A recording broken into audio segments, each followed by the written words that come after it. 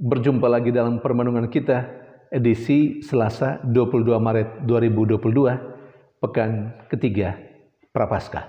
Bacaan-bacaan liturgi hari ini, bacaan yang pertama dari kitab Daniel bab 3 ayat 25, ayat 34 sampai 43, dan bacaan Injil dari Injil Matius bab 18 ayat 21 sampai 35. Kedua bacaan liturgi hari ini berbicara tentang pengampunan. Kita semua, saya dan Anda, orang-orang yang percaya kepada Tuhan, bahkan semua manusia, diajak untuk mengampuni siapapun yang bersalah kepadanya. Mengapa manusia atau kita harus mengampuni? Dan berapa kali harus mengampuni?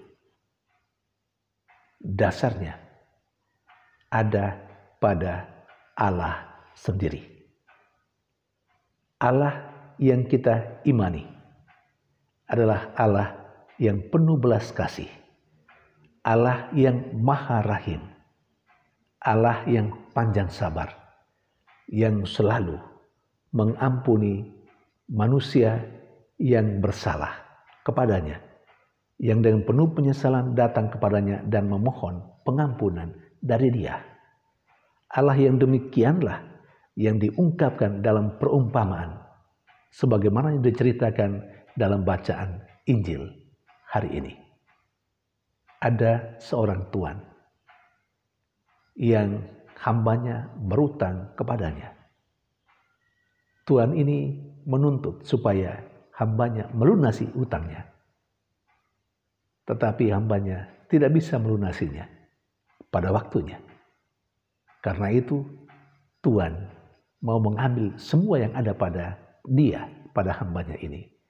Tetapi hambanya meminta supaya tuannya bersabar, karena dia akan menyelesaikan utangnya dengan baik. Dan tuannya mendengarkan hambanya, memberi kesempatan kepada hambanya. Dia bersabar sampai hambanya melunasi utangnya. Namun sayangnya, hamba yang sudah mendapat penghapusan bahkan pengampunan dari tuannya itu dalam perumpamaan itu, malah setelah keluar dan berhadapan dengan temannya yang juga berutang kepadanya, yang tidak bisa membayar dan memohon kesabarannya sampai dia bisa melunasi utangnya, ternyata dia tidak beri kesempatan, dia malah memenjarakan sahabatnya itu. Dan cerita ini sampai pada telinga tuannya. Apa reaksi tuannya? Sangat marah dan menceploskan hamba ini ke dalam penjara. Saudari dan saudara yang terkasih, apa yang mau dikatakan dengan perumpamaan dalam bacaan Injil hari ini? Lagi-lagi, Allah yang selalu mengampuni, Allah yang sabar. Sabar kepada setiap manusia yang bersalah kepadanya, yang memohon pengampunannya. Karena itu, Allah menghendaki supaya setiap manusia, siapapun, saya dan Anda, yang selalu mendapat pengampunan dari Allah yang demikian itu, harus juga berbuat hal yang sama kepada siapapun atau sesama kita yang bersalah kepada kita. Karena kita sudah mendapat pengampunan dari Allah itu. Saudari dan saudara yang terkasih, bagaimana dengan kehidupan kita? Apakah kita memiliki sikap mengampuni seperti Allah yang kita imani, yang daripadanya selalu kita dapatkan pengampunan itu setiap kali kita datang dengan penuh penyesalan dan mohon pengampunan dari Dia?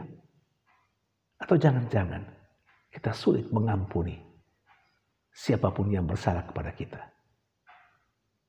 Jangankan mengampuni, mungkin maaf pun belum bisa. Saudari dan saudara yang terkasih, kalau dalam bacaan yang pertama Azaria meminta kepada Allah yang diimaninya, meminta belas kasihan, maka kita diajak untuk selalu meminta belas kasihan dari Allah dalam kehidupan kita. Belas kasihan dan pengampunan serta kerahiman dari Dia. Dan pasti Allah dalam diri Yesus Kristus akan mengampuni kita. Azaria dalam bacaan yang pertama hari ini memohon supaya Allah berbelas kasih kepadanya atas nama atau dengan pengantaraan Abraham, Ishak, dan Israel. Saudari dan saudara terkasih, memang mengampuni itu bukan hal yang mudah.